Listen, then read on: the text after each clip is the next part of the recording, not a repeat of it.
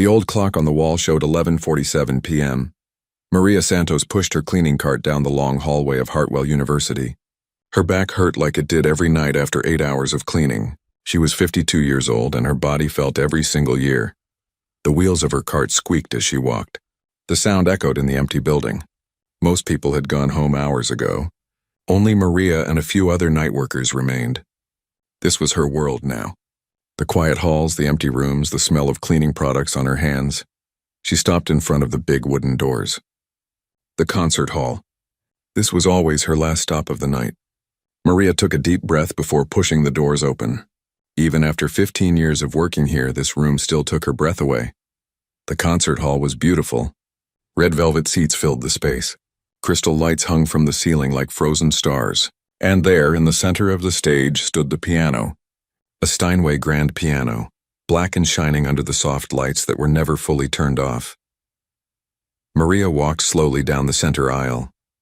Her cleaning cart stayed by the door. She would get it later. Right now, she just wanted to look at the piano. She did this every night.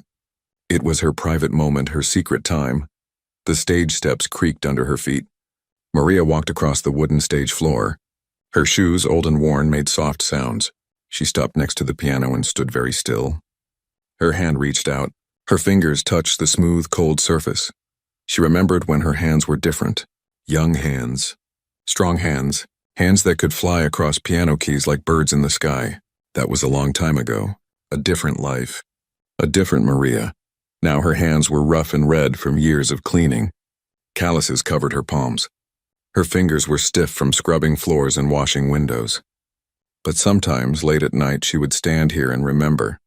Maria looked around the empty hall. Nobody was watching. She pulled out the piano bench and sat down. This was wrong. She knew it. Staff members were not supposed to touch the instruments. But she was careful. She never played. She just sat and remembered. Her fingers hovered over the white and black keys.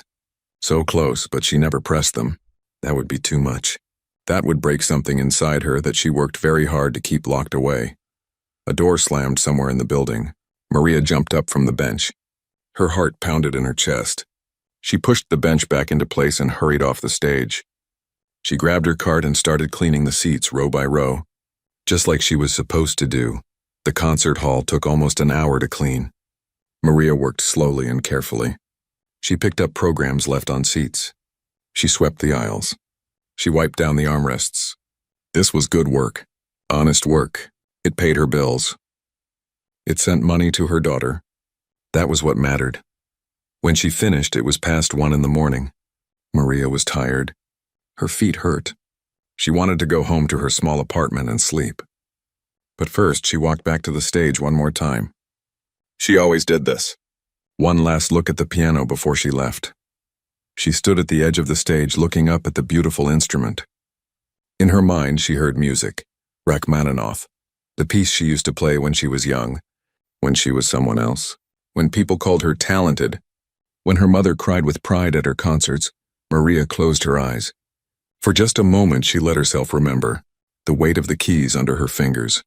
The way the music would flow through her body. The feeling of being alive, truly alive when she played.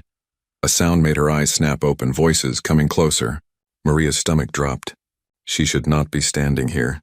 She should be gone by now. She quickly turned to leave, but she moved too fast. Her hip bumped against the piano bench. The bench scraped against the stage floor. The sound was loud in the quiet hall. Maria froze. What was that? A man's voice said. The main doors of the concert hall opened. Bright light from the hallway poured in. Maria could not see who was there. The light was too bright.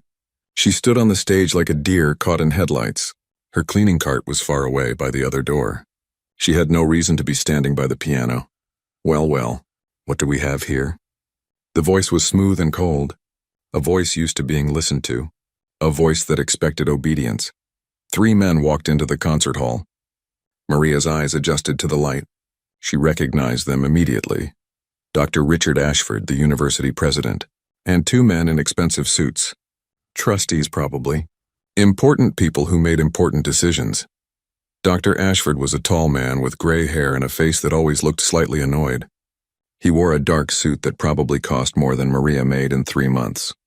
He walked like he owned the world. In this university, he basically did. "I'm sorry, Dr. Ashford," Maria said quickly. Her accent was thick. Even after 30 years in America, she still sounded like she was from the Philippines. "I was just finishing cleaning. I'll go now." "Wait." Dr. Ashford walked down the aisle toward the stage. His shoes clicked on the floor. Expensive shoes. Shiny shoes. The kind that never got dirty. "You're one of the janitors, aren't you?" "Yes, sir. Maria Santos. I clean this building every night. 15 years, if I remember correctly." Dr. Ashford climbed the stage steps. He walked toward her. Maria wanted to run, but her feet would not move. "My assistant mentioned you've been here quite a while." "Yes, sir." 15 years? Dr. Ashford looked at her, then at the piano, then back at her. A small smile appeared on his face. It was not a kind smile. "Were you touching the piano, Maria?" I bumped the bench by accident, sir." "I'm very sorry." He walked past her to the piano. He ran his hand along its surface like he was checking for dust. "This piano costs more than you make in 5 years, Maria. Do you know that?" "No, sir." "Yes, sir. I understand it's very expensive. So you shouldn't be touching it, should you?" His voice was soft, but there was something mean in it. Something that enjoyed making her uncomfortable. "No, sir. I'm sorry." The two trustees had followed Dr. Ashford up to the stage. They stood watching. One of them was smiling. They were enjoying this. Entertainment at the poor janitor's expense. Dr. Ashford sat down at the piano bench. He pressed a few keys. The notes rang out in the empty hall. Even those few notes were beautiful. "I studied piano as a child, you know." My mother insisted. She said it was what cultured people did. He played a simple scale. I wasn't very good, but at least I knew how to appreciate fine instruments. He stood up and looked at Maria again. His eyes were cold. "I saw you standing here staring at this piano. Tell me, Maria, do you play?" Maria's throat was tight. Her hands were shaking. She wanted to lie, but the truth sat in her throat like a stone. I used to. A long time ago. In the Philippines. Before I came here, you used to play?" Dr. Ashford's eyebrows went up. He looked at the trustees. They were all smiling now. The janitor used to play piano. How charming. "It was many years ago, sir." "What did you play? Chopsticks? Mary Had a Little Lamb?" The trustees laughed at his joke. The sound was ugly, mocking. "I studied classical music, sir, at university." "In Manila? Oh, did you?" Dr. Ashford's voice dripped with false interest. "And why are you cleaning floors instead of playing concerts if you're so educated?" The question was cruel. It was designed to hurt, and it did. Maria felt the old pain rise up in her chest. The pain of choices she had to make. The pain of dreams she had to kill so her family could survive. "Life happened, sir. I had to work. I had to support my family." "Ah, yes, life." Dr. Ashford waved his hand like he was swatting away a fly. "Life happens to all of us, Maria, but most of us don't pretend to be something we're not." "I'm not pretending anything, sir. I'm just a janitor. I know that." "Good. It's important to know one's place." He walked around the piano, trailing his fingers on it. "You know what? I find this whole thing amusing. You, standing here looking at this piano like you could actually play it." Maria said nothing. Her face was hot.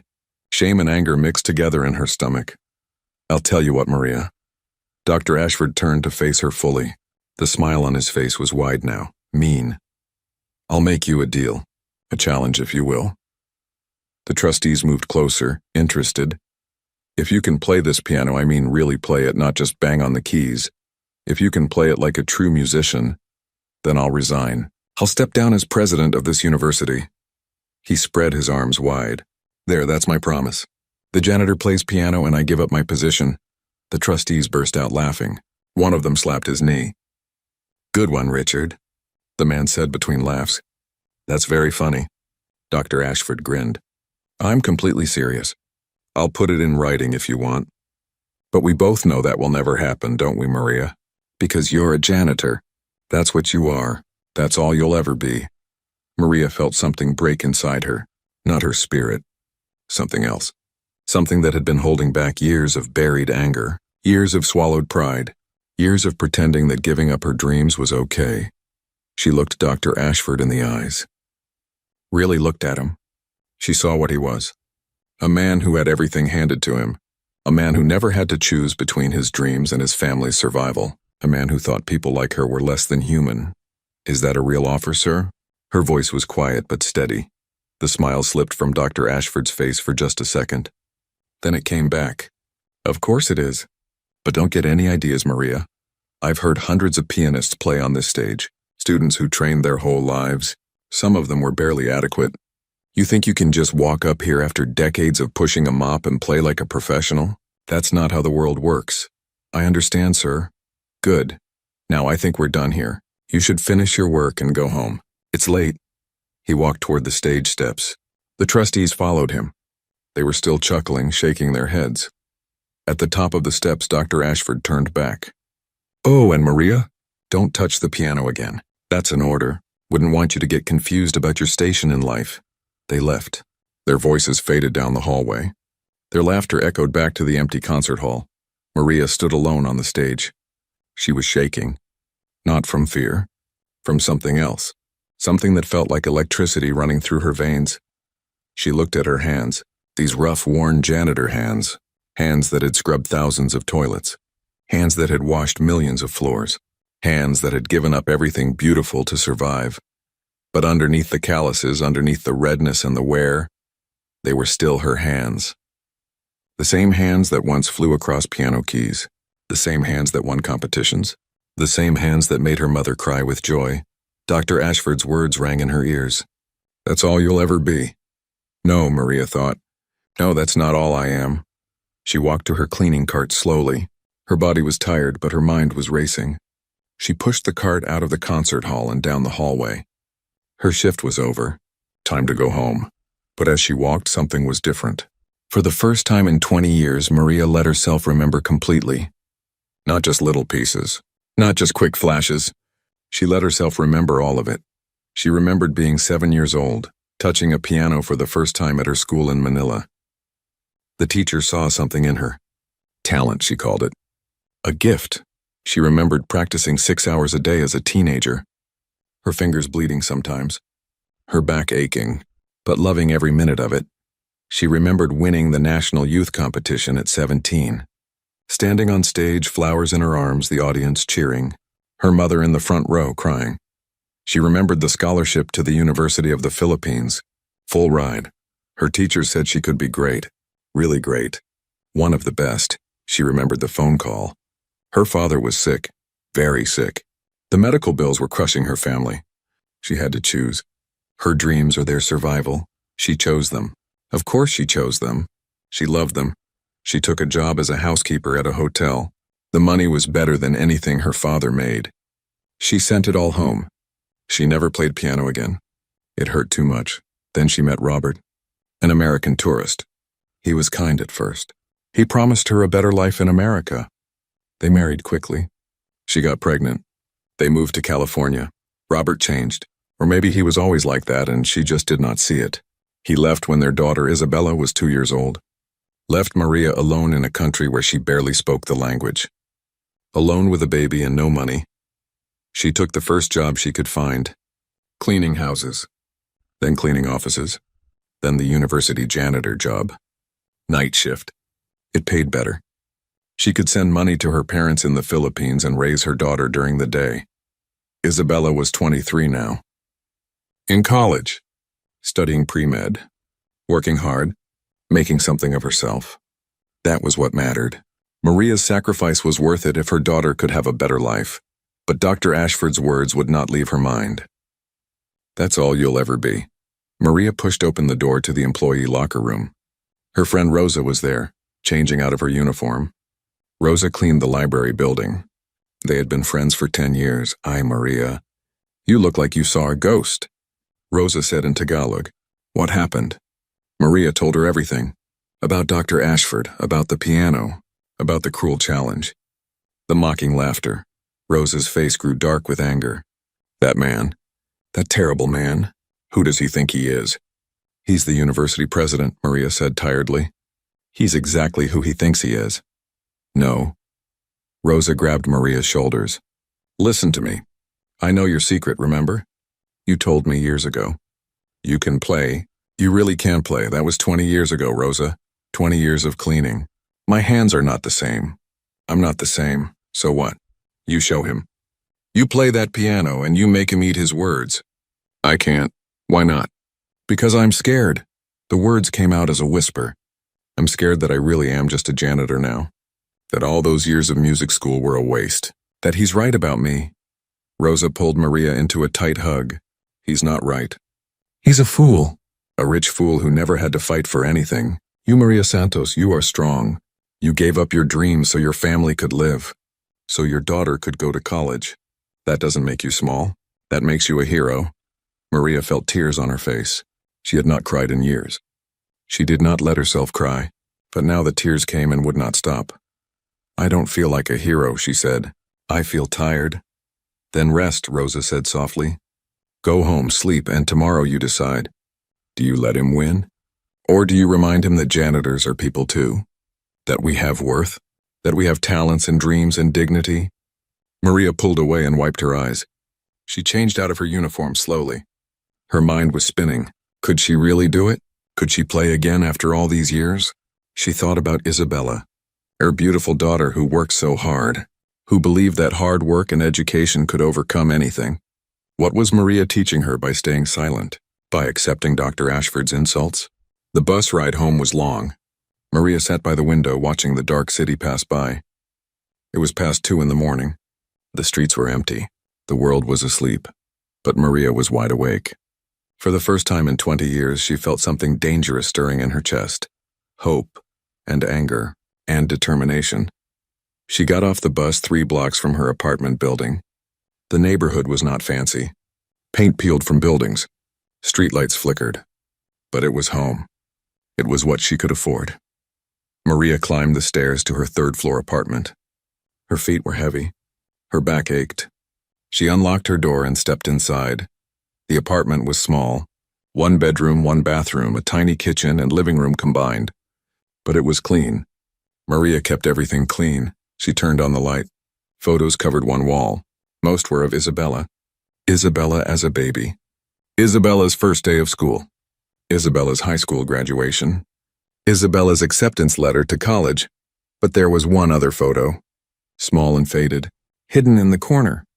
Maria walked over to it and picked it up. The photo showed a young woman on stage. She wore a simple black dress. Her hair was long and dark. Her hands rested on a piano. She was smiling. Really smiling. The kind of smile that comes from pure joy. That woman was Maria, 17 years old. The night she won the national youth competition. Maria stared at the photo for a long time. That girl looked so happy, so full of dreams, so sure that the world was good and fair and that talent mattered more than money. What happened to her? Where did she go? Maria knew the answer. That girl had to grow up. She had to face reality. She had to make hard choices. But maybe, Maria thought, maybe that girl was still in there somewhere, buried deep, waiting. Maria sat down on her old couch. It was after 3 in the morning. She should sleep. She had to be up in a few hours to run errands before her next shift.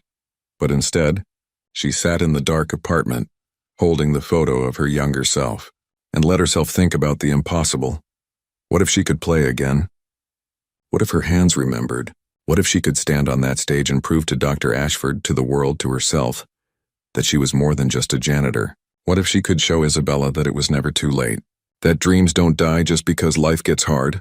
The thought swirled in her head as the night slowly turned to morning. And somewhere in those dark hours, Maria Santos made a decision that would change everything.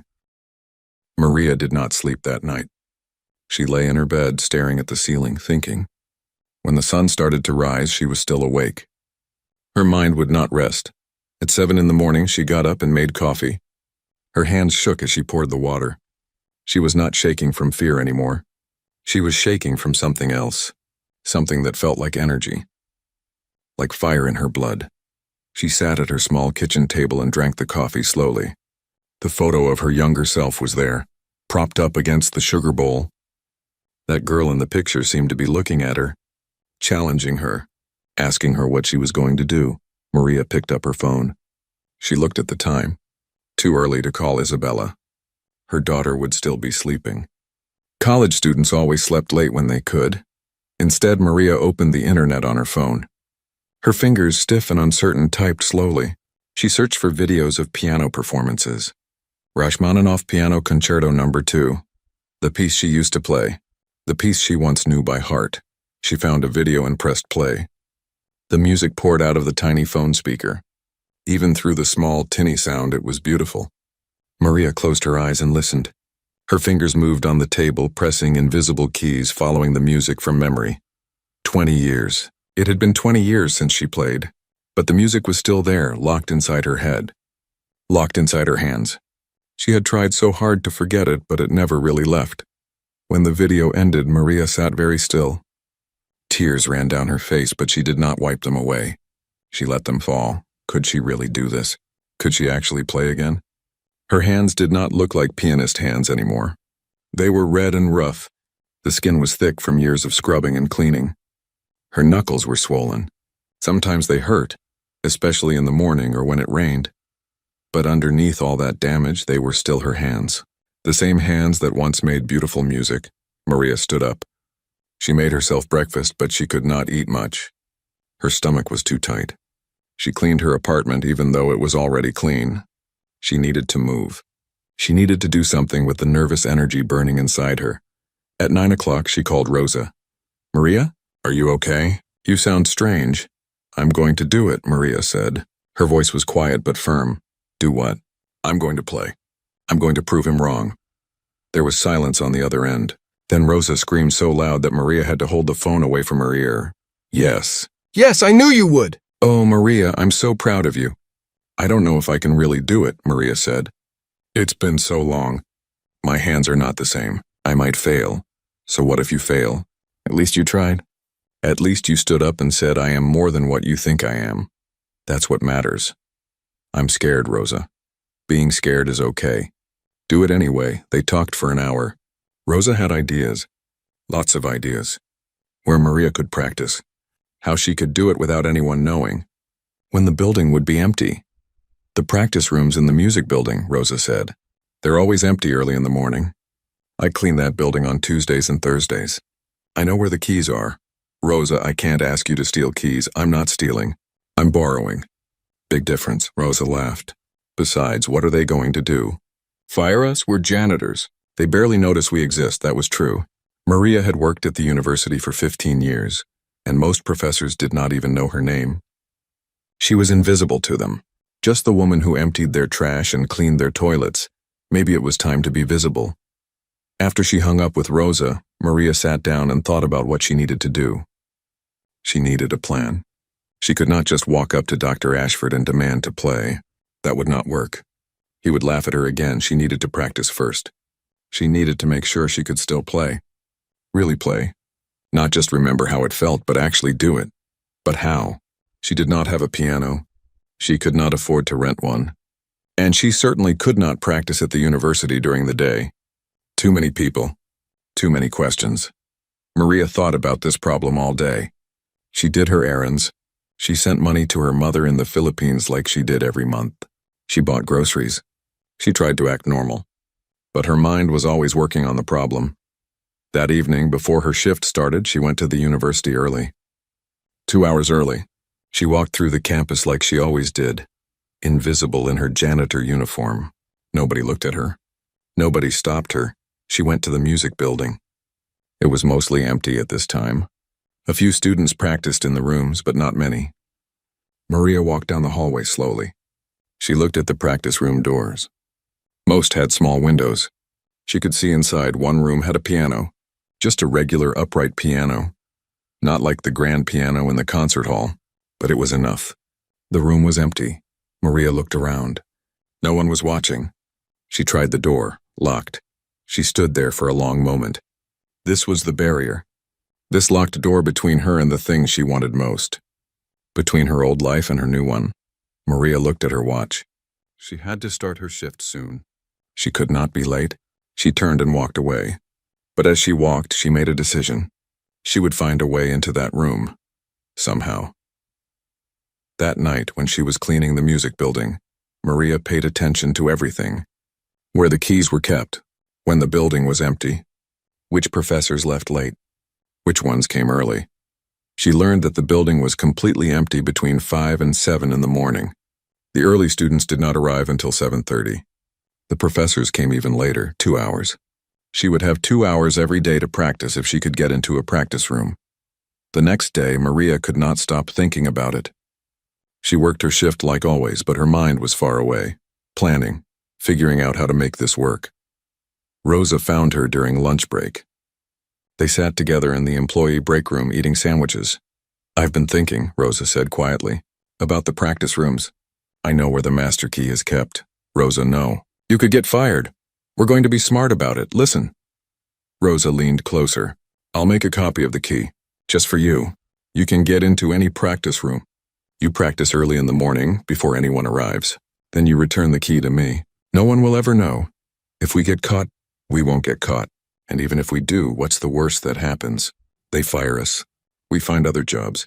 There are always cleaning jobs." Rosa grabbed Maria's hand. "But if you don't try, you'll regret it forever." "I know you will." Maria looked at her friend. Rosa's eyes were fierce and determined. Rosa had always been braver than Maria, always willing to take risks. "Okay," Maria said finally. "Okay, let's do it." Rosa smiled big. "Good, I'll get the key copied tomorrow. You start practicing on Friday." The next 2 days felt like they lasted forever. Maria could barely focus on her work. Her mind was always on Friday morning, on the practice room, on the piano. She spent her free time watching videos of pianists. She listened to recordings. She moved her fingers on tables, on her lap, anywhere, trying to remember the feeling of playing.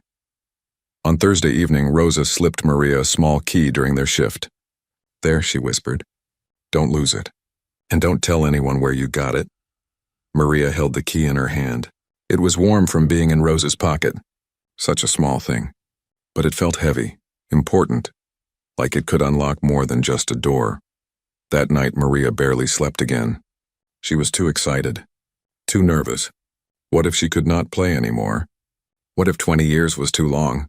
What if her hands did not remember? She got up at 4 in the morning on Friday.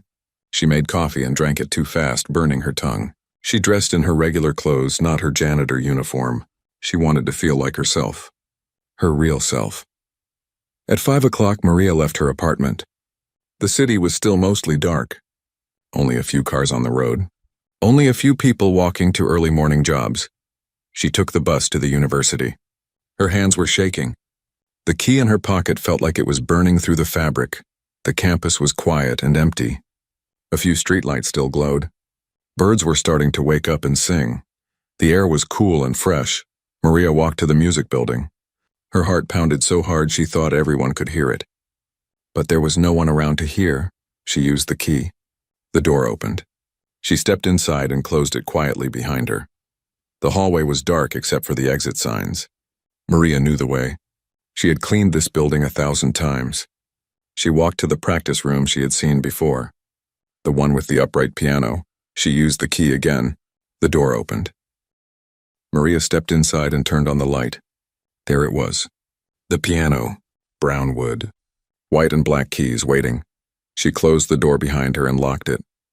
Her hands were shaking so badly she could barely turn the lock. She stood there just looking at the piano.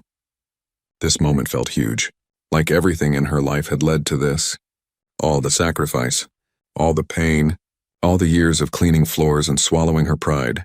It all came down to this moment. Maria walked to the piano slowly. She sat down on the bench. It was the right height. She adjusted it a little bit, just like she used to do. She looked at the keys. 88 keys, black and white. She knew them all. She used to know them better than she knew anything else in the world. Her hands were shaking. She put them on the keys. The keys were cool under her fingers, smooth, perfect. Maria took a deep breath. Then she pressed down. The notes rang out, clear and bright. The sound filled the small room. It was beautiful, but her fingers were stiff. They did not move the way she wanted them to.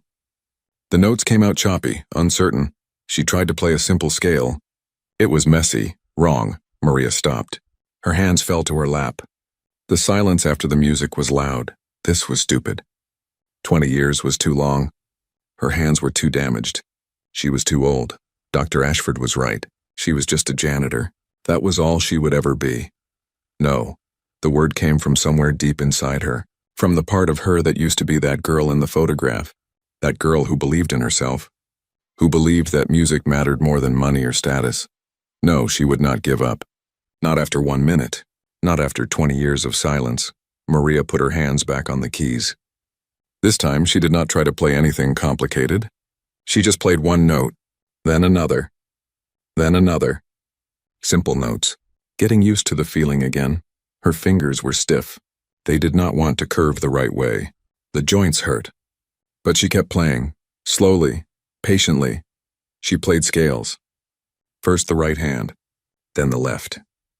Then both hands together. They were sloppy at first. But as she played, something started to happen. Her hands started to remember. It was like they had their own memory, separate from her brain. The muscles remembered how to move. The fingers remembered how to curve. The wrists remembered how to stay relaxed, not perfectly, not like before. But the memory was there, buried under 20 years of other work. Buried but not dead, Maria played for an hour. Just scales, just simple exercises. Her hands cramped. Her fingers hurt. But she did not stop. At 6:30, she forced herself to stop. She had to leave before students started arriving. She could not be seen here. She stood up from the bench. Her back hurt from sitting. Her fingers were red and sore, but something inside her was different.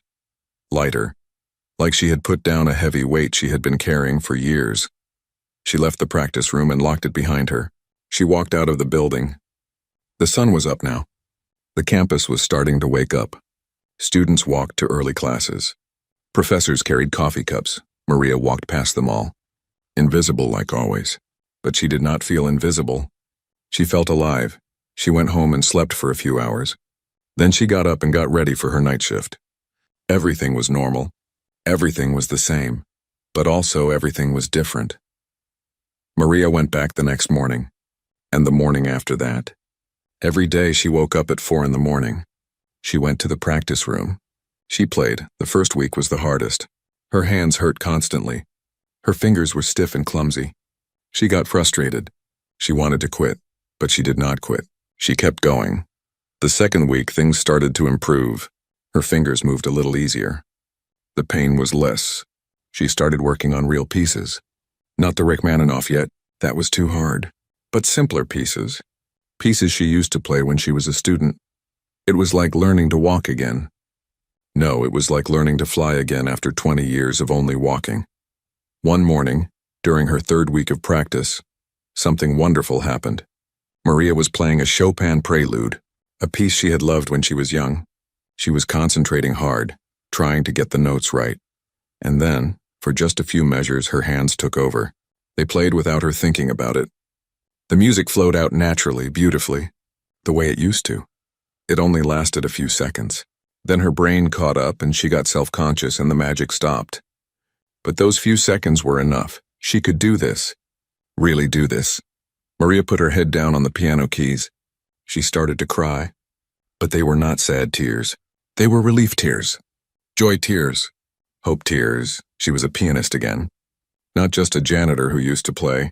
A pianist. During the fourth week, a young man saw her. It was a Tuesday morning. Maria was so focused on playing that she did not hear the door open. "Excuse me," a voice said. Maria jumped up from the bench. Her heart pounded. She had been caught. She was going to get fired. A young man stood in the doorway. He was maybe 20 years old. Messy hair. Tired eyes. A backpack over his shoulder. "A music student. I'm so sorry," Maria said quickly. "I know I shouldn't be here. I'll leave right now." "Wait. No." The young man stepped into the room. "That was you playing? Just now?" Maria nodded, not trusting her voice. "That was beautiful. Really beautiful. I've never heard that piece played with so much feeling." Maria stared at him. "Really?" "Yes, I'm James Chen. I'm a piano major here. That's my practice room, actually. Or it's supposed to be. I have it reserved for 6:30. He looked at his watch. "But I came early today. Couldn't sleep. I'm sorry, I'll go. I shouldn't be using the room." "You're not a student here, are you?" James looked at her carefully. "You're one of the cleaning staff. I've seen you around." Maria wanted to run, but she just stood there frozen. "How long have you been practicing?" James asked. "About 3 weeks. 3 weeks? And you can already play like that? James looked amazed. You must have trained seriously before. I did. Many years ago, in the Philippines, for that was a long time ago. James walked over to the piano. He sat down on the bench and played a few notes. Then he looked up at Maria. What happened? Why did you stop? The question was simple, but the answer was so complicated. How could she explain 20 years of life to this young man who probably never had to choose between his dreams and survival? Life happened, Maria said finally. My father got sick. Medical bills. Then I got married. Had a daughter. Got divorced. Needed to work. Needed to survive. She shrugged. Dreams don't pay bills. James was quiet for a moment. Then he said, But you're playing again now, why? Maria thought about Dr. Ashford, about his cruel words and mocking laughter, about the way he made her feel small and worthless. Someone told me I couldn't, she said. Someone told me that I was just a janitor. That was all I would ever be. And I decided to prove him wrong. James smiled. It was a real smile. Warm and genuine. Good for you. You know what? I'll make you a deal. You can use my practice room slot every morning. 6 to 7:30. I'll come at 7:30 instead of 6:30. That gives you 90 minutes every day. No, I can't ask you to do that. You're not asking. I'm offering. Besides, I want to hear you play more. Maybe I can help you. I'm not a great pianist yet, but I'm decent. I could give you some pointers. Help you get your technique back faster. Maria felt tears in her eyes again. Why would you help me? James stood up. Because music shouldn't belong only to rich people who can afford expensive schools. Because talent is talent, no matter who has it. And because something tells me you have a story worth hearing. He held out his hand. Deal? Maria shook his hand. His grip was firm and warm. Deal. From that day on, James became Maria's secret teacher. He came to the practice room at 7:30 every morning. He listened to her play. He gave her advice. He brought her sheet music. He also brought her ointment for her hands when they got too sore. He showed her stretches to do before playing to keep her fingers flexible. He treated her like a real musician, like an equal. Maria practiced harder than ever. James helped her work on the Rachmaninoff, the piece she wanted to play, the piece that would prove to Dr. Ashford that she was more than just a janitor. It was difficult. So difficult. The piece was long and complex. It required strength and endurance, things her hands did not have anymore. But every day she got a little better. Every day she could play a little longer without her hands cramping. Every day the music sounded more like it used to. One morning, James brought someone else to the practice room, an older woman with gray hair and kind eyes. Maria, this is Dr. Eleanor Chen. She's a retired piano professor. She used to teach here at the university. She's also my grandmother. Dr. Chen smiled and shook Maria's hand. James has told me about you. I wanted to hear you play myself. Maria was nervous. A real professor. A real professional. What if she was not good enough? Play the Rachmaninoff, James encouraged. Just like you did yesterday. Maria sat at the piano. She took a deep breath. Then she began to play. She played the first movement. She made mistakes. Her fingers cramped in the middle and she had to stop for a moment. But she kept going. When she finished, she looked at Dr. Chen. The older woman had tears running down her face. Oh, my dear, Dr. Chen said. That was extraordinary. Truly extraordinary. But I made so many mistakes. Mistakes can be fixed. What you have is something that cannot be taught. You have soul. Rosa had a plan. Maria did not know what it was yet, but she could see the determination in her friend's eyes.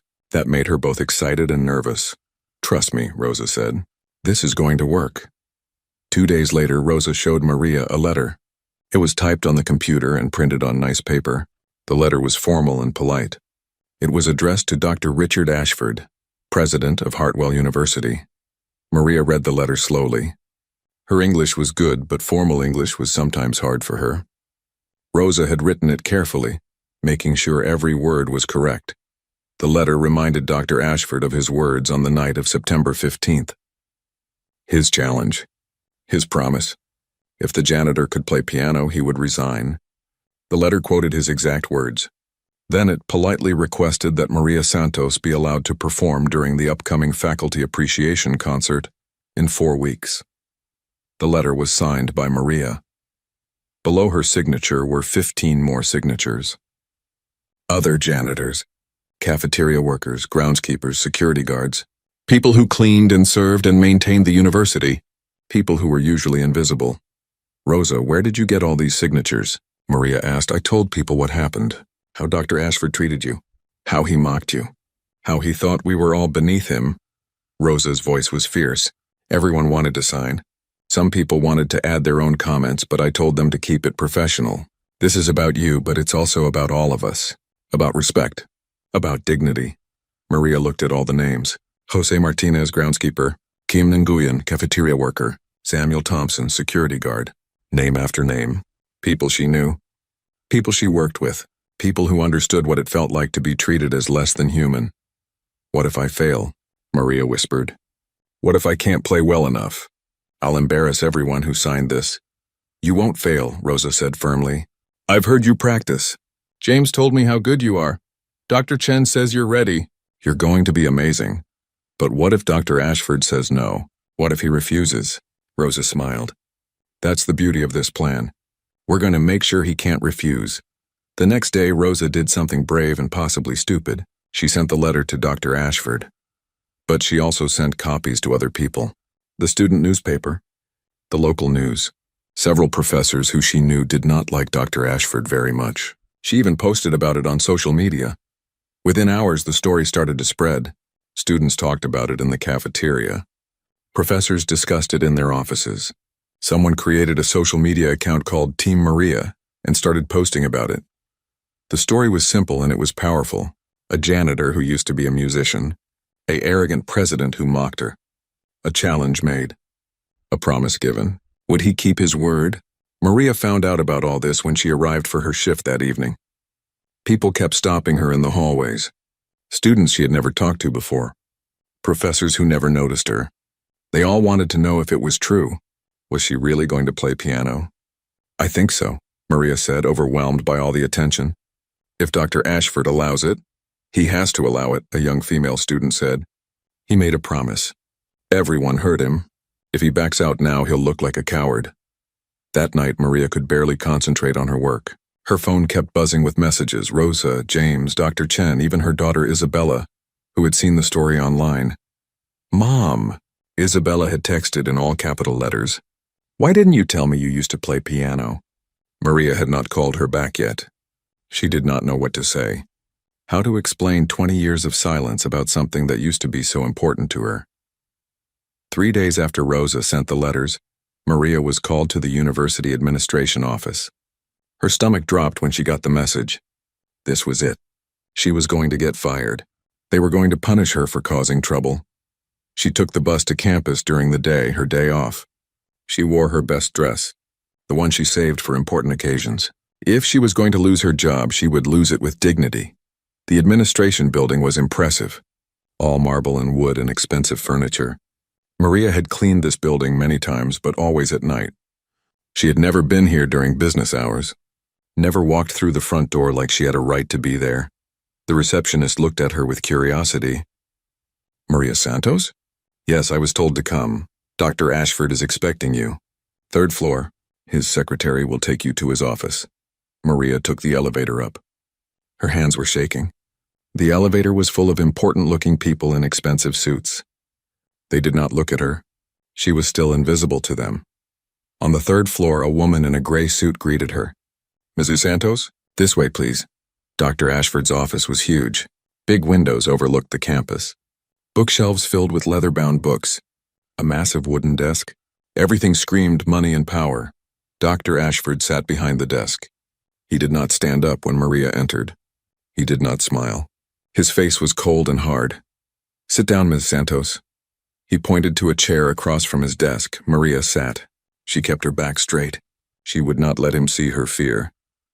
I received your letter, Dr. Ashford said. His voice was icy. Or should I say the letter sent in your name? I assume this was not your idea. It was my friend Rosa's idea, Maria said honestly. But I signed it. I agree with it. Do you understand what you're doing? You're making a mockery of this university. You're turning a private conversation into a public spectacle. You made it a spectacle when you mocked me in front of your trustees, Maria said. Her voice was quiet but steady. You made it public when you laughed at me and told me I was nothing but a janitor. Dr. Ashford's jaw tightened. I was simply being realistic.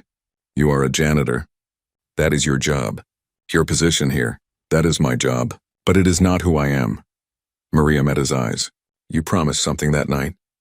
In front of witnesses. You said if I could play piano, you would resign. Are you a man who keeps his promises? That was not a serious promise. It was a joke. It did not feel like a joke to me. It felt like cruelty. The room was silent for a long moment. Dr. Ashford stared at Maria. She stared back. She would not look away first. This is going to make me look foolish, he said finally. That is not my problem, Maria said. You made your choice that night. I am just asking you to honor it. Dr. Ashford stood up and walked to the window. He looked out at the campus for a long time. Maria waited. Her heart pounded, but she kept her face calm. Fine, he said finally, not turning around. You want to play in the faculty appreciation concert? You can play. One piece. 5 minutes. That's all you get. The Rachmaninoff Piano Concerto No. 2 is longer than 5 minutes. Then play something shorter. He turned to face her. 5 minutes, Miss Santos, that's my offer. Take it or leave it, Maria thought quickly. She could not play the full concerto in 5 minutes, but she could play one movement. The second movement. The most beautiful and emotional part.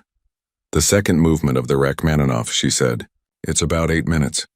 Can you give me 8 minutes? Dr. Ashford's lips twitched. Almost a smile, but not quite. You're negotiating with me? I'm asking for what I need to prove my point. He studied her for a long moment. 8 minutes. Not a second more. And Mrs. Santos, when you fail, and you will fail, I want a written apology. From you and everyone who signed that ridiculous letter. Agreed? And when I succeed? Maria asked.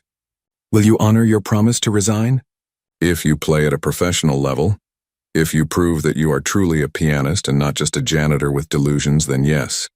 I will step down. But that won't happen. We both know it. Maria stood up. She held out her hand. Then we have an agreement. Dr. Ashford looked at her hand like it might be dirty. But he shook it. His grip was cold and brief. The concert is in 3 weeks, he said. Don't be late.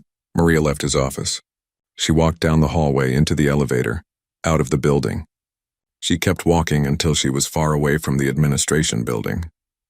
Then she stopped and leaned against a tree. Her whole body was shaking, but she was smiling. She had done it. She had stood up to Dr. Ashford. She had made him agree to let her play. Now she just had to make sure she did not fail. Maria called Rosa immediately. Then James, then Dr. Chen. They all cheered and congratulated her. But Dr. Chen's voice turned serious. 3 weeks is not a lot of time, she said. We need to work harder. Practice more. Are you ready for that? Yes, Maria said. I'm ready. The next 3 weeks were the hardest of Maria's life.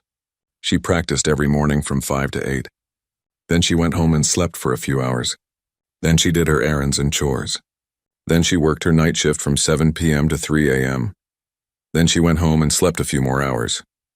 Then she got up and practiced again. She was exhausted all the time. Her body hurt. Her fingers hurt. But she did not stop. James worked with her on technique. Dr. Chen worked with her on interpretation and emotion. Together they polished the second movement until it shined. But there were problems. Maria's hands were stronger than they were 2 months ago, but they still cramped sometimes. The years of cleaning had damaged them. There was a particularly difficult passage in the middle of the movement where her left hand had to stretch across many keys. Sometimes she could do it. Sometimes she could not. We'll keep working on it, Dr. Chen said patiently. Your hands need to build more strength. More flexibility. Why didn't you ever tell me? Isabella asked. Tears ran down her face. All these years I never knew. Because it hurt too much to talk about, Maria said honestly. Because I was ashamed that I gave up. Because I thought you would think less of me. Think less of you? Mom, you gave up your dreams so I could have mine. How could I ever think less of you? Isabella grabbed her mother's hands. You're the bravest person I know, they cried together. All the years of unspoken pain and sacrifice flowing out in tears. I want to help you, Isabella said. Let me help you practice. I don't know anything about piano, but I can support you. I can be there for you.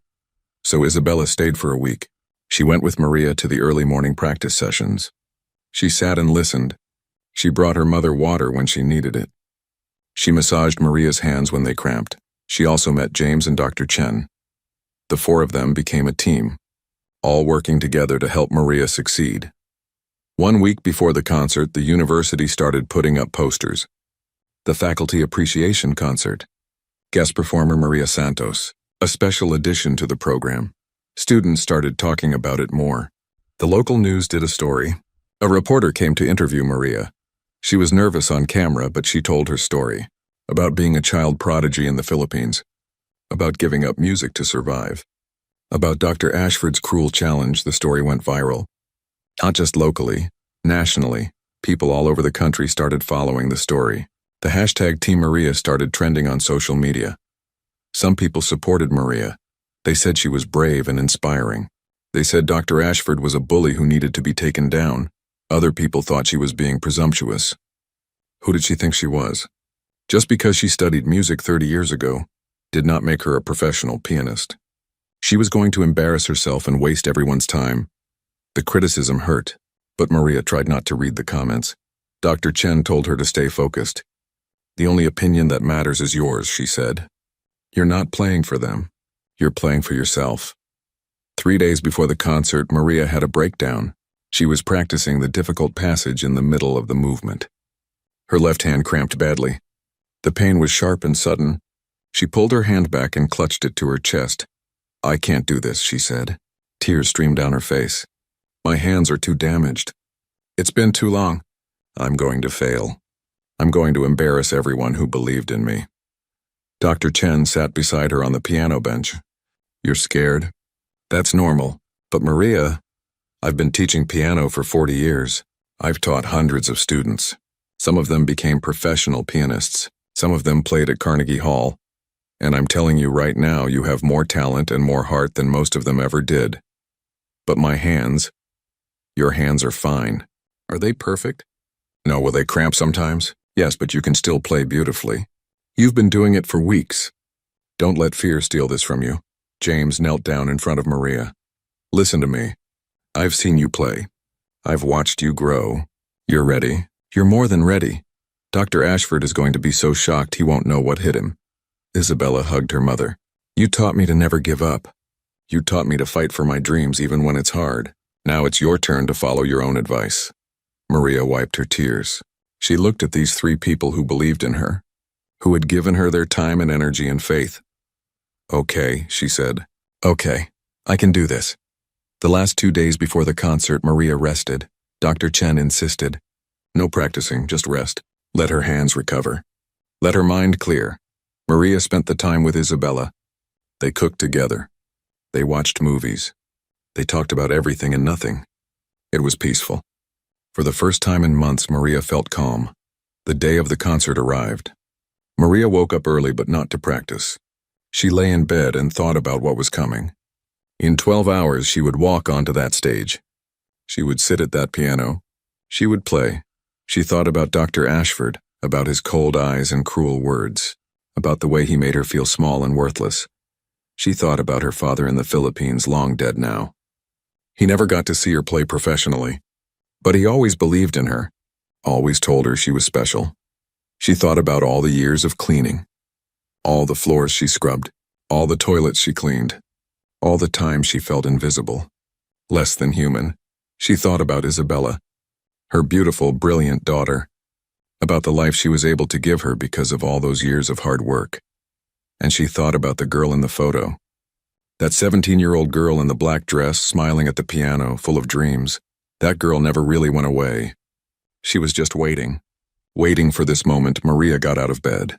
She made coffee. She ate breakfast even though her stomach was nervous. She took a long shower. She washed her hair carefully and blow-dried it. She put on light makeup. Just a little to look nice. Isabella helped her pick out what to wear. They chose a simple black dress. Nothing fancy, nothing expensive. Just a clean, elegant black dress that made Maria look professional. You look beautiful, Mom, Isabella said. At 5 o'clock, they left for the university. The concert started at 7. Performers were supposed to arrive early. Rosa met them at the concert hall entrance. She hugged Maria tight. "You've got this," Rosa whispered. "We're all so proud of you." Inside, the concert hall was buzzing with activity. Students were setting up chairs. Sound technicians were checking equipment. Other performers were warming up backstage. Maria checked in with the stage manager. A young man with a clipboard looked at her strangely. "You're Maria Santos, the janitor who's playing piano?" "Yes," he looked skeptical. "You're scheduled to go on right before the finale. That's the second to last spot, usually reserved for the best performers. Are you sure you can—" "She can handle it," Dr. Chen's voice cut in. She had arrived with James. "Don't worry about Ms. Santos, she's a professional." The stage manager shrugged and made a note on his clipboard. Maria went to the dressing room area. Her hands were shaking. She sat down and closed her eyes. She practiced breathing. In and out, slow and steady. More people started arriving. Maria could hear voices in the hallway. Laughter, excitement, this was a big event. Faculty members and their families. Important donors. Community members. The hall would be packed. At 6:30, the stage manager knocked on her door. "Ms. Santos? I need you to go on stage and test the piano. Make sure everything is how you want it." Maria followed him out. The concert hall was filling up. People were taking their seats. She saw Rosa sitting with other janitors and staff members. They all waved when they saw her. Isabella sat with James and Dr. Chen a few rows back, and there in the front row sat Dr. Ashford. He wore an expensive suit. His face was stern and unsmiling. Next to him were the same two trustees from that night months ago, the ones who had laughed at her. Maria walked to the piano. It was the same Steinway grand piano she had looked at so many times. The one she used to dream about playing. She sat down on the bench. She adjusted the height. She placed her hands on the keys. She played a few notes. The sound was perfect, rich and clear and beautiful. She played a short passage from the Rachmaninoff. Just to test the piano, just to get a feel for it, the sound filled the hall. Even those few notes were beautiful. People stopped talking. They turned to look at the stage. When Maria finished, there was a moment of silence. Then someone started clapping. Then more people joined in. Applause filled the hall. Maria looked up, surprised. They were clapping for her. For just those few notes. She stood and bowed slightly, then quickly left the stage. Dr. Ashford's face was tight. He was not clapping. Backstage, Maria's heart raced. That had felt good. Really good. The piano was perfect. The acoustics were amazing. If she could just stay calm. If she could just play like she had been practicing, she could do this. The concert began at 7 o'clock sharp. Maria watched from backstage as different performers went on. A string quartet, a soprano soloist, a faculty member playing violin. They were all very good, professional, polished. Maria's nervousness grew. These were trained professionals, people who performed all the time. What was she thinking? Believing she could compete with them? No, stop thinking like that. She was trained too. She was talented too. She had worked hard for this moment. She deserved to be here. At 8:15, the stage manager came to get her.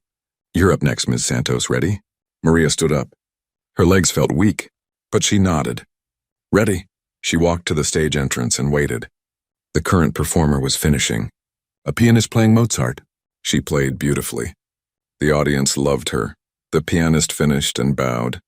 The audience clapped enthusiastically. She left the stage from the other side. The announcer's voice came over the speakers. "And now for a very special performance, please welcome Maria Santos." This was it. The moment everything had been building toward. Maria took a deep breath. Then she walked onto the stage. The stage lights were bright. Brighter than Maria expected. She could not see the audience clearly, just shapes and shadows beyond the lights, but she could feel them. Hundreds of people watching, waiting, judging. She wore her simple black dress, the same one she used to wear to performances in Manila 30 years ago. It still fit, though it was tighter now. Her hair was pulled back in a neat bun, no jewelry except her watch. She wanted to look professional, like a real pianist, but she was also wearing her janitor's name tag. She had pinned it to her dress on purpose. She would not hide who she was.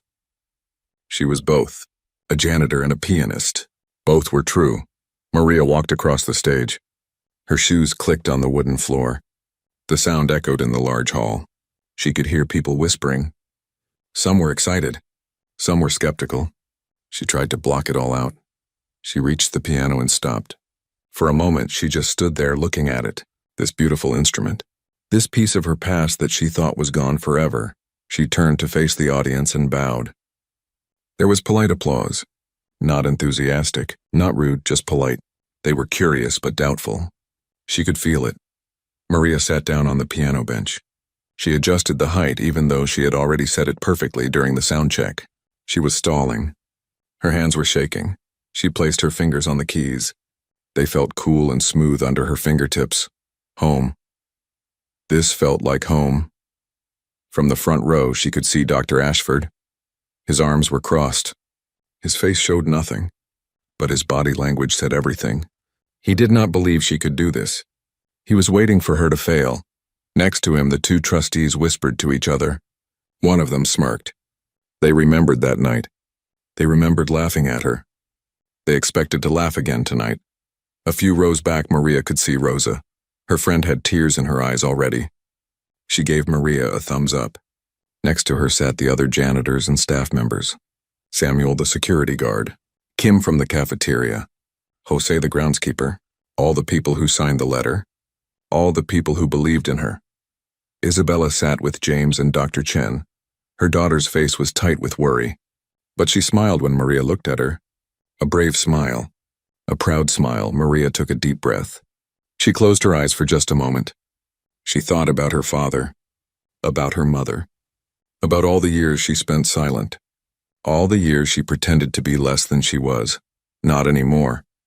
She opened her eyes. She placed her hands in position. And she began to play. The first notes of Rachmaninoff's Piano Concerto No. 2 second movement filled the concert hall. Soft and gentle. Like a whisper. Like a prayer. Maria's hands moved across the keys. At first she was nervous. Her fingers were stiff. She could feel the eyes of hundreds of people on her. She could feel Dr. Ashford's doubt. She could feel her own fear. But then something happened. The same thing that happened during her practice sessions. Her hands took over. They remembered. Muscle memory from 30 years ago came flooding back. The music began to flow. Not perfectly. She was not perfect. Her hands were not as strong as they used to be. Her technique was not as clean as it should be. But something else was there. Something more important than perfect technique. Feeling. Soul. Truth. Maria played from her heart. Every note carried 30 years of pain. 30 years of sacrifice.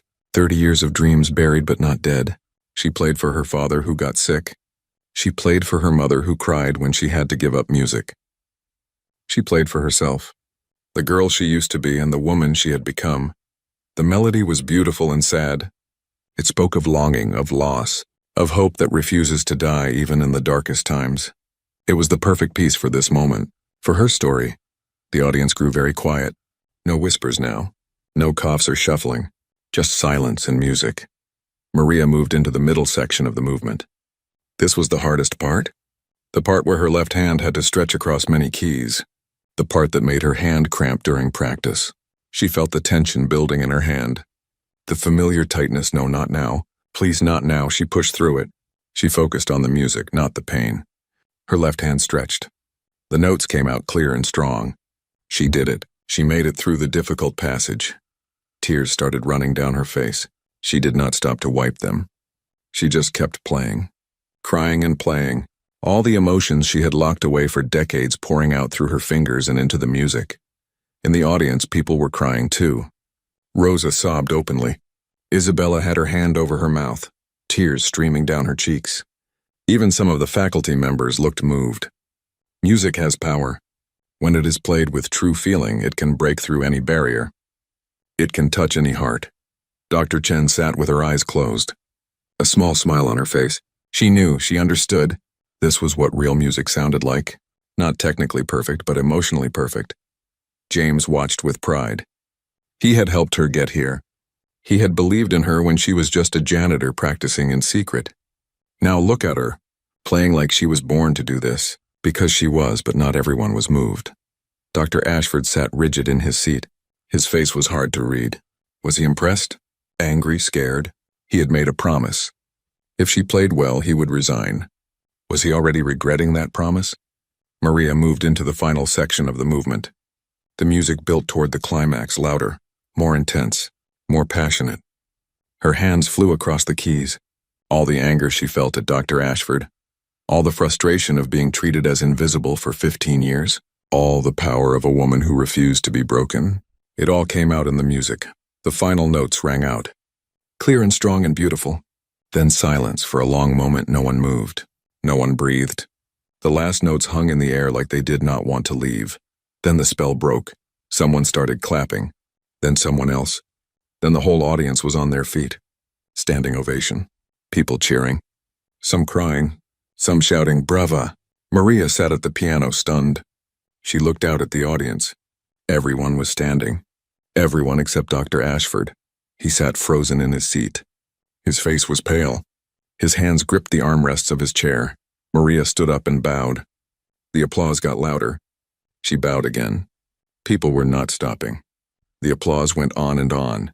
James ran up on stage with flowers. Yellow roses. He handed them to Maria and hugged her. "You did it! You were amazing!" Dr. Chen came up next. She hugged Maria tight and whispered in her ear, "I am so proud of you, so incredibly proud." Then Isabella ran up. She threw her arms around her mother and sobbed. "Mom, that was beautiful. I didn't know music could feel like that." Rosa and the other staff members wanted to come up too, but the stage manager stopped them. There were still more performers after Maria. The concert had to continue, but the audience did not want to stop clapping. They clapped for 5 full minutes. Some people were chanting, "Maria, Maria." It was overwhelming. Finally, the applause died down. Maria left the stage with her flowers. She was shaking. Her hands hurt. Her face was wet with tears. But she felt incredible, alive, free. Backstage, performers and staff members congratulated her. People she did not know hugged her, told her she was inspiring, told her she made them cry, told her they would never forget this performance. But Maria's eyes kept going to the door, waiting. Where was Dr. Ashford? What would he say? The concert continued. More performers went on. But nobody was really paying attention anymore. Everyone was still thinking about Maria's performance, about what they had just witnessed. When the concert ended, people did not leave right away. They stood around talking, looking for Maria, wanting to meet her. The media was there too. Cameras and reporters. They all wanted to talk to the janitor who played like a professional. Maria stood in the lobby, surrounded by people. She answered questions. She smiled for photos. She accepted congratulations. But part of her mind was somewhere else, waiting for Dr. Ashford. He finally appeared an hour after the concert ended. Most people had left by then. Just Maria, Isabella, Rosa, James, Dr. Chen, and a few reporters remained. And the 2 trustees who were with him. Dr. Ashford walked toward Maria. His face was difficult to read. Not angry. Not happy. Something else. Something between the two. Everyone got quiet. The reporters sensed drama and turned their cameras on. Dr. Ashford stopped a few feet away from Maria. They looked at each other. So much history in that look. So much tension. "Miss Santos," he said finally. His voice was quiet. That was quite a performance." "Thank you, Dr. Ashford. I'll admit I did not expect—" He paused, choosing his words carefully. "I did not expect you to be able to play at that level. I was wrong about you." The reporters moved closer. Cameras clicked. This was the moment everyone was waiting for. Would he keep his promise? One of the trustees stepped forward. "Richard, can we talk privately about this?" "No." Dr. Ashford held up his hand. "I made a promise. Everyone heard it. It's been documented. I said if Ms. Santos could play piano, I would resign. And she clearly can play. Very well, in fact. But Richard, that was said in jest," the other trustee started. "It may have started as a joke. A cruel joke, I now realize. But Ms. Santos took it seriously. She worked hard. She proved herself. And I am a man of my word." He looked at Maria. "I will submit my resignation to the board on Monday morning." Gasps and murmurs filled the lobby. Reporters shouted questions. Dr. Ashford ignored them. He held out his hand to Maria. "I underestimated you, Ms. Santos. I treated you poorly. I was arrogant and unkind. I apologize. You have shown me that I have a lot to learn about respect, about dignity. About seeing people for who they really are, not just what they do for a living. Maria looked at his outstretched hand. Part of her wanted to refuse it. To make him feel the humiliation she felt that night months ago. To watch him suffer like she had suffered, but that would make her like him. And she was not like him. She was better. She took his hand and shook it. I accept your apology, Dr. Ashford, and I have something to say. Everyone leaned in, listening. I did not do this to take your job. I did not do this for revenge. I did this to remember who I am. To show my daughter that it is never too late to find yourself again. To prove to everyone who has ever been made to feel small or invisible that they matter, that they have worth, that their dreams are valid. She paused.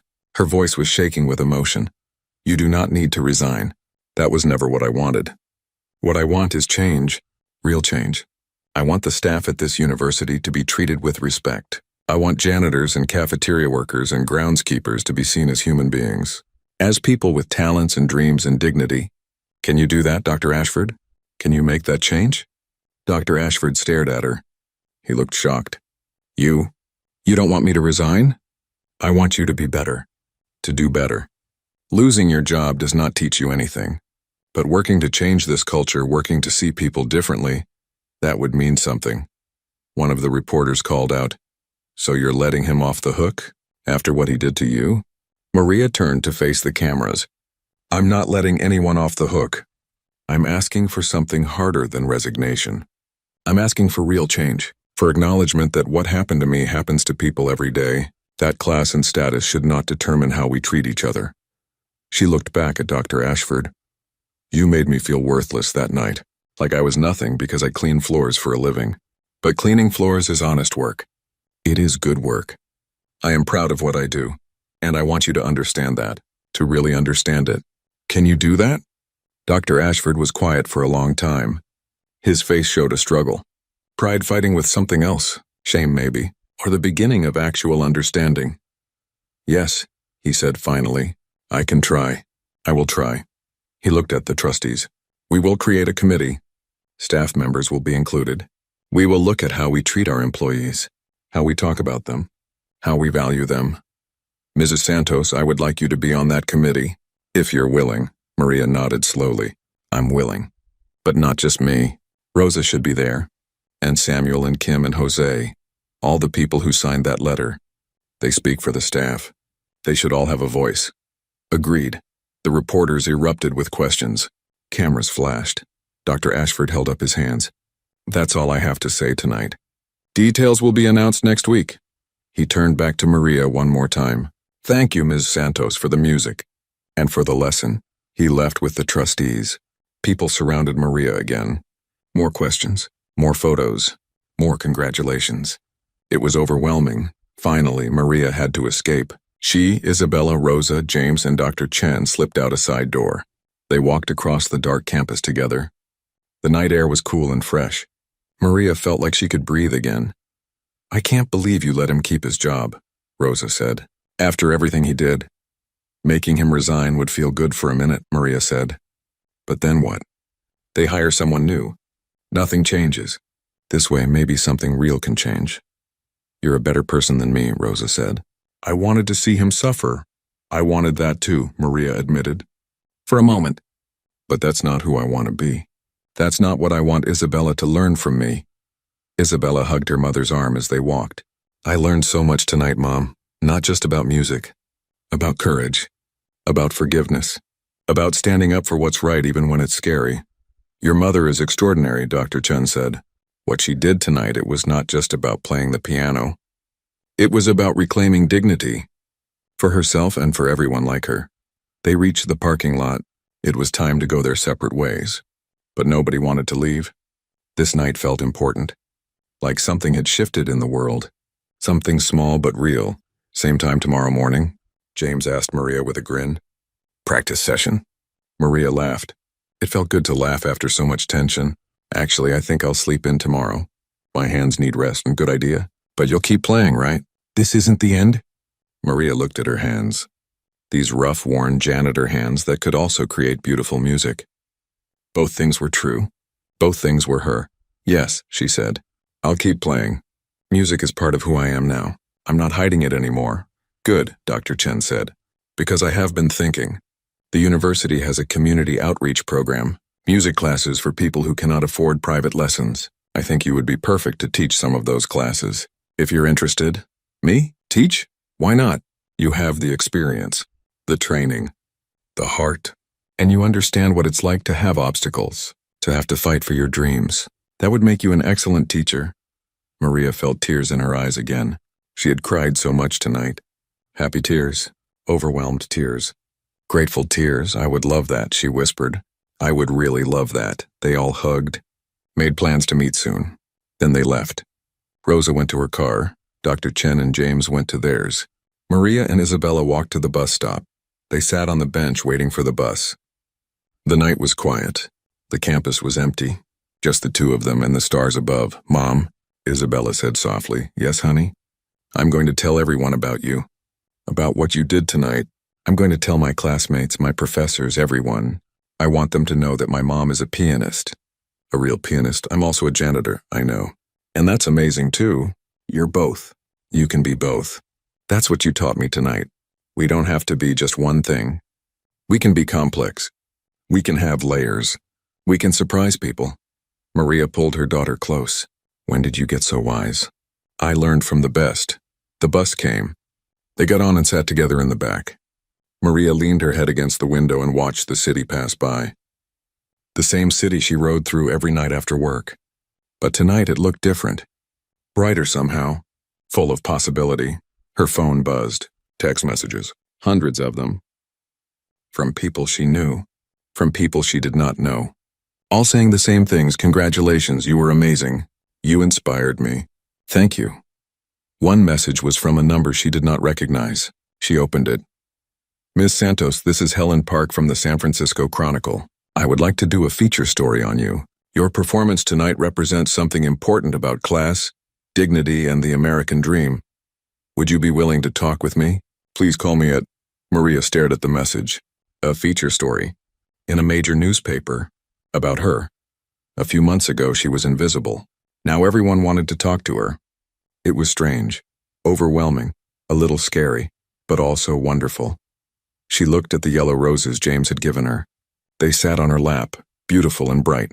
She thought about the music still echoing in her head. The feeling of her hands on the piano keys. The look on Dr. Ashford's face when he realized she was the real thing. This was just the beginning. Maria Santos, the janitor who played piano, had more to say. More to do, more to prove, and she was ready. Maria woke up the next morning to her phone ringing. She grabbed it without opening her eyes. Her whole body ached. Her fingers were stiff and sore from last night's performance. Hello? Her voice was rough with sleep. Ms. Santos, this is David Chen from Good Morning Bay Area. We saw your performance last night and we would love to have you on our show tomorrow. Could you... I'm sorry, Maria interrupted. What time is it? 6:30 in the morning. I know it's early, but we wanted to catch you before anyone else did. This story is incredible. The janitor who plays like a professional. Our viewers would love to meet you. Maria sat up in bed. 6:30. She had only gone to sleep 3 hours ago. Isabella was still asleep on the couch in the living room. Can I think about it and call you back? Maria asked. Of course. Here's my number. Please call soon. We'd love to have you on tomorrow's show. Maria hung up. Then her phone rang again. Another reporter. Then another. Then another. By 7 o'clock, she had received 15 calls from different news stations, newspapers, and magazines. Everyone wanted to talk to her. Everyone wanted her story. She finally turned off her phone. She needed to think. This was all happening so fast. Isabella woke up to the smell of coffee. She came into the kitchen, rubbing her eyes. Mom, are you okay? You look stressed. Everyone wants to interview me, Maria said. I don't know what to do. I'm just a janitor. Why do they care so much? Mom, you're not just anything. You're a symbol. You represent everyone who has ever been overlooked or underestimated. Everyone who has dreams they thought were dead. That's powerful. That's important. Maria sat down at the kitchen table. But I don't know how to be a symbol. I only know how to clean floors and play piano. Then just be yourself. Tell your truth. That's all anyone wants.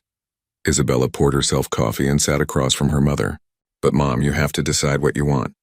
Do you want this attention, or do you want to go back to your quiet life? That was the question, wasn't it? What did Maria want? For 20 years, she had been invisible. She went to work. She did her job. She went home. Nobody noticed her. Nobody cared what she thought or felt. It was lonely sometimes, but it was also safe, comfortable.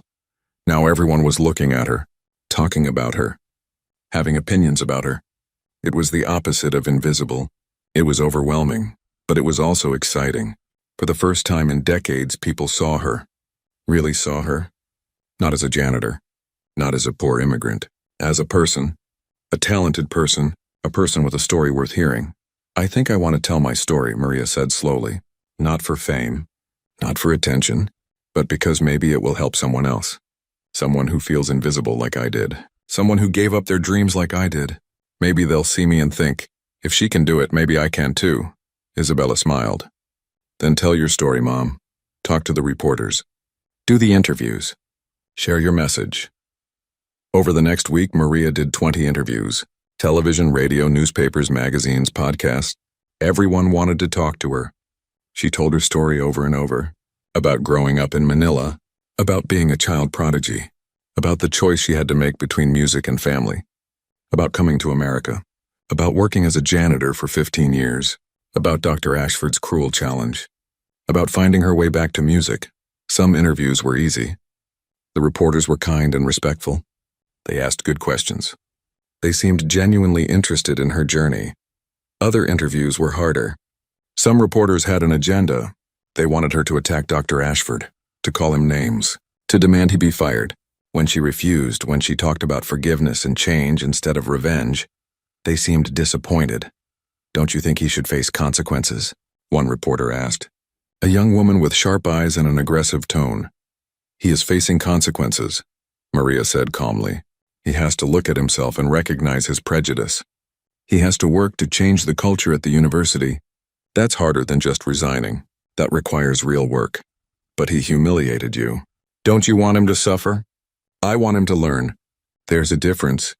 The video of her performance went viral. Millions of people watched it online. Comments poured in from all over the world. Most were positive. People said she inspired them, made them cry, made them believe in themselves again. But some comments were cruel. People said she was not that good, that any decent pianist could play at that level, that she was getting attention only because of her sob story, not because of her talent, that she should stay in her lane and stop trying to be something she was not. Those comments hurt. Maria tried not to read them, but sometimes she could not help herself. Late at night, when she could not sleep, she would scroll through the comments. The mean ones stuck in her mind more than the kind ones. Don't read those, Isabella told her. They're just trolls. They don't matter. But what if they're right? What if I'm not actually that good? What if people only care because I'm a janitor, not because I can really play? Mom, Dr. Chen said you were extraordinary. James said you were amazing. Everyone who knows music says you're talented. Random people on the internet who have probably never played an instrument in their lives don't get to decide your worth. Maria knew Isabella was right, but doubt was a powerful thing. It crept into her mind like poison. 1 week after the concert, Maria got an unexpected visitor at work. She was cleaning the hallway in the administration building when someone called her name. Miss Santos? Maria turned around. A woman in an expensive suit stood there. She was maybe 40 years old with perfect hair and a confident smile. Yes, I'm Catherine Williams. I'm on the board of trustees here at the university. She held out her hand. Maria shook it, feeling suddenly self-conscious in her janitor uniform. Nice to meet you. I wanted to talk to you about something. Do you have a few minutes? They sat in a small conference room. Catherine pulled out a folder and opened it. I've been reviewing your performance, she said, and your story. It's remarkable. Truly remarkable. I've also been talking to Dr. Chen and several other music faculty members. They all say the same thing. You have exceptional talent. Thank you, Maria said carefully. She did not know where this was going. I have a proposition for you. The university would like to offer you a scholarship. Maria blinked. A scholarship? I don't understand. A full scholarship to complete your music degree. You started at the University of the Philippines but never finished, correct? Yes, but that was 30 years ago. So? It's never too late to finish what you started. You could study here at Hartwell. Work toward your Bachelor of Music, maybe even a master's degree if you're interested. All expenses paid. Maria felt dizzy. But I'm 52 years old. I have a job. I can't afford to quit working and go to school. You wouldn't have to quit. We could arrange your work schedule around your classes, and the scholarship would include a living stipend, enough to cover your basic expenses. Why would you do this? Catherine smiled. Because we made a mistake. Dr. Ashford made a mistake when he dismissed you that night. But really, we've all been making that mistake for years. We have talented people working in our buildings every day and we never see them. We never ask about their dreams or their stories. We just assume they are what they do for a living. Nothing more. She leaned forward. You showed us how wrong we were, and now we want to do better. This scholarship is a start. We're creating a program for staff members who want to pursue education. You would be the first recipient. The Maria Santos Scholarship Fund. Maria felt tears in her eyes. You're naming it after me? If you agree to accept the scholarship, yes. We want you to be the example. The proof that it's never too late. That talent matters more than age or background or what job you have right now. Maria could not speak. She just nodded, tears running down her face. I'll take that as a yes? Catherine smiled warmly. Good, we'll arrange everything. You can start classes next semester if you want, or take more time if you need it. Whatever works for you. After Catherine left, Maria sat alone in the conference room for a long time. She was going back to school. At 52 years old, after 30 years, she was going to finish what she started. She thought about her 17-year-old self, that girl in the photograph, full of dreams and hope. If Maria could talk to her now, what would she say? I'm sorry it took so long, she whispered to the empty room. But I'm coming back. I'm finally coming back. That evening, Maria went to the practice room like she did every day now. But this time was different. She did not have to sneak in early in the morning. Dr. Chen had arranged for her to have an official practice room assignment. She had her own key, her own time slot. She belonged there now. James was waiting for her. I heard the news. Dr. Chen told me. You're going to be a student here, I know. I still can't believe it. This is perfect. We can take classes together. I can help you catch up on anything you missed. This is going to be great. Maria sat at the piano. She felt lighter than she had in years, like a weight had been lifted off her shoulders. She began to play. Not the Rachmaninoff this time. Something different. A Chopin nocturne, soft and beautiful and full of hope. As she played, she thought about the future, about finishing her degree, about maybe teaching music to children who could not afford private lessons, about using her story to inspire others. But she also thought about the present. I've been president of this university for 8 years. In that time, I've walked past you in the hallways. I've sat in buildings you cleaned. I've eaten food you prepared. But I never really saw you. I never thought about your lives, your dreams, your stories.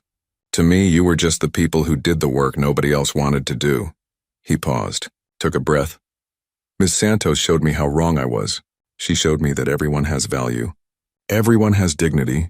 Everyone deserves respect, not because of their job title or their salary, but because they're human beings. Maria watched him carefully. Was this real? Or was it just damage control? Public relations? I can't undo the past, Dr. Ashford continued. I can't take back the times I was dismissive or rude or simply blind to your existence. But I can do better going forward. We can do better. He outlined several new policies. Regular meetings with staff representatives. Better pay and benefits. More opportunities for advancement. The scholarship program Catherine had told Maria about. Investment in training and education for anyone who wanted it. These are just first steps, he said. I'm sure we'll make mistakes. But I promise to listen. To really listen when you tell us what you need. What would make this a better place to work? When he finished, there was silence.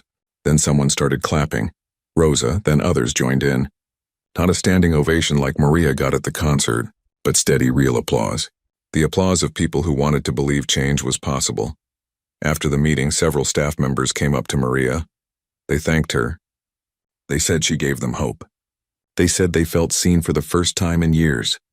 You started something, Samuel the security guard told her. Something important. Don't stop now. I won't, Maria promised. 3 months passed. Maria started classes at the university. It was strange being a student again at her age. Most of her classmates were young enough to be her children, but they accepted her. Some even looked up to her after they heard her story. She still worked as a janitor, 3 nights a week instead of 5. It was enough to pay her bills with the scholarship stipend, and it kept her grounded, reminded her where she came from, who she was. She also started teaching, 1 class a week, piano for beginners. Community members who could not afford private lessons, children from poor families, adults who always wanted to learn but never had the chance. Her students loved her. She understood them in a way other teachers could not. She knew what it was like to want something you could not have, to dream of something that seemed impossible. One of her students was a 9-year-old boy named Marcus. His mother cleaned houses for a living. She brought Marcus to class every week and sat in the back, watching with tears in her eyes. "Thank you for teaching him," she told Maria one day. "We could never afford lessons. But music makes him so happy. You're giving him a gift." "He's giving me a gift too," Maria said. "Every time I teach, I remember why music matters, why it's worth fighting for." 6 months after the concert, Maria gave another performance, a faculty recital. This time she played the complete Rachmaninoff Piano Concerto No. 2, all 3 movements. With the university orchestra, the concert hall was packed again. But this time Maria was not nervous. She walked onto the stage in a beautiful new dress. Isabella had bought it for her. Dark blue, elegant, professional, she sat at the piano and looked out at the audience. So many familiar faces, Rosa and the other staff members, James and Dr. Chen, Catherine Williams and other trustees, students from her classes, reporters from several news outlets, and there in the 3rd row sat Dr. Ashford.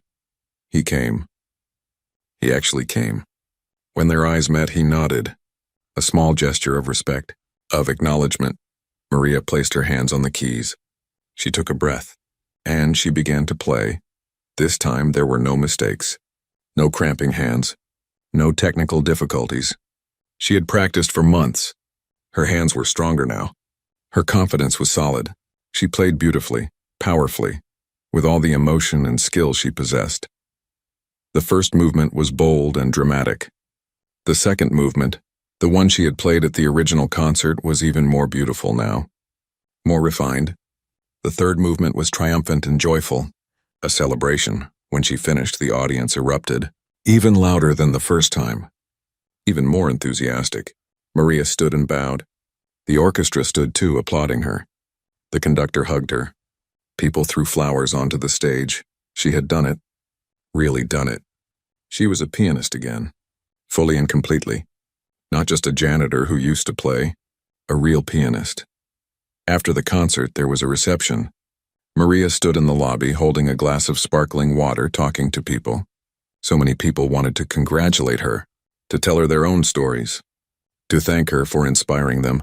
Dr. Ashford approached. He held out his hand. "That was magnificent, Ms. Santos, truly world-class.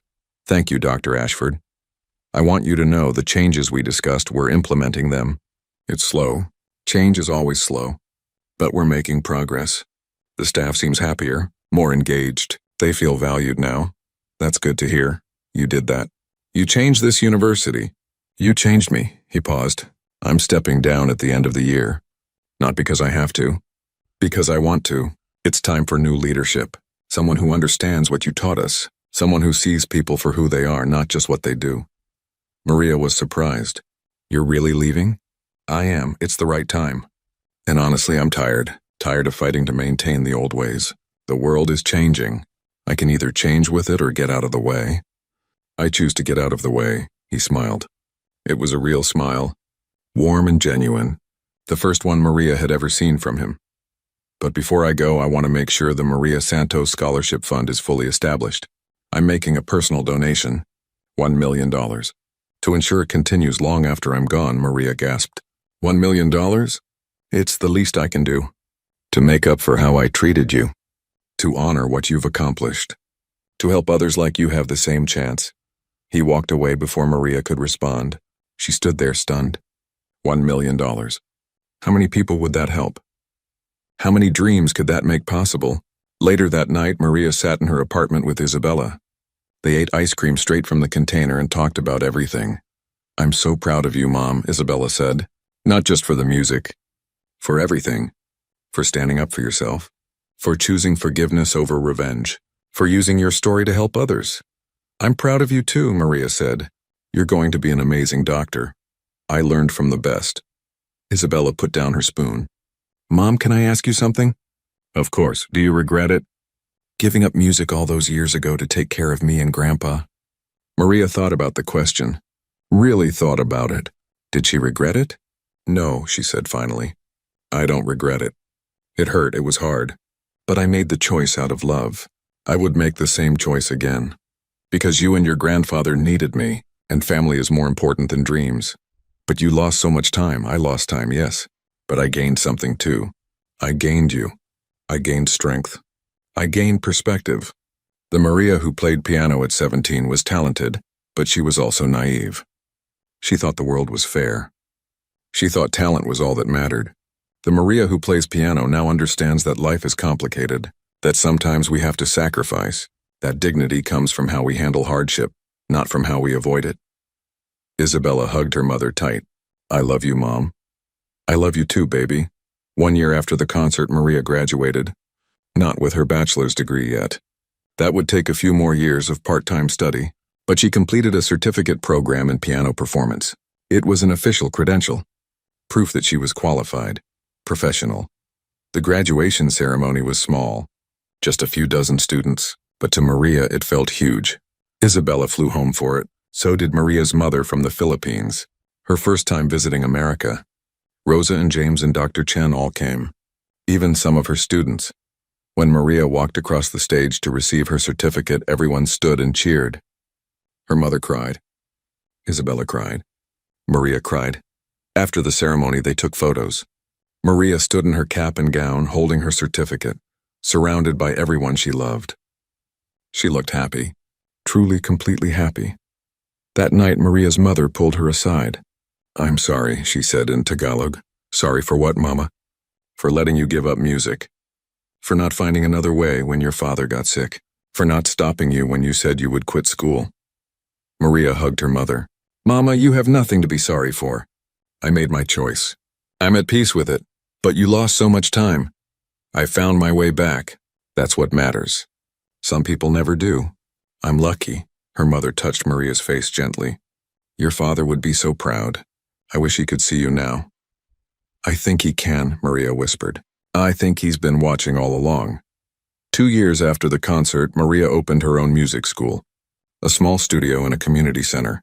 Free lessons for children whose families could not afford them. Instruments provided. No child turned away. She called it the Second Chance Music School. Because everyone deserves a second chance. Everyone deserves to pursue their dreams, even if they have to wait years to do it. The school was small but busy. 20 students to start, then 50, then 100. Other teachers volunteered to help. James taught some classes. Dr. Chen came once a week.